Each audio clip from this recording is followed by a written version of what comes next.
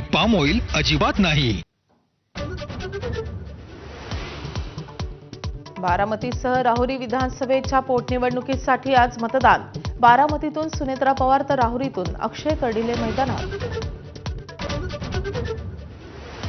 पश्चिम बंगालसह तामिळनाडूत विधानसभा निवडणुकांसाठी मतदान। बंगालमध्ये पहिला टप्पा तर तामिळनाडूत होणार सरसकट मतदान। बंगालचा दुसरा टप्पा होणार 29 एप्रिलला। आमदार रोहित पवार यांना विशेष न्यायालयाचा मोठा दिलासा। शिखर बँकेच्या कथित घोटाळा प्रकरणात आरोपमुक्त, सत्य लपू शकत नाही, रोहित पवारांची प्रतिक्रिया। मल्लिकार्जुन खरगेंनी पंतप्रधान मोदींचा दहशतवादी उल्लेख केल्यानं भाजपचा संताप। निवडणूक आयोगाकडून नोटीस बजावत 24 तासात उत्तर देण्याचे आदेश। जितकी चिखलफेक कराल तितकं कमळ फुलणार, अमित शहांनी सुनावलं।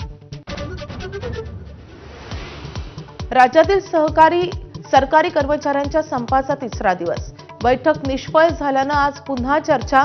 सरकारकडून ठोस काही मिळाल्याशिवाय संप मागे नाही, कर्मचाऱ्यांचा पवित्रा।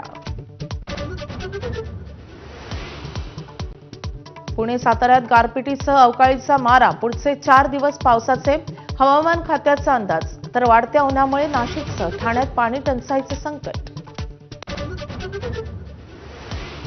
हॉर्मुझच्या सामुद्रधुनीत इराणकडून पुन्हा एकदा भारतीय जहाज लक्ष्य।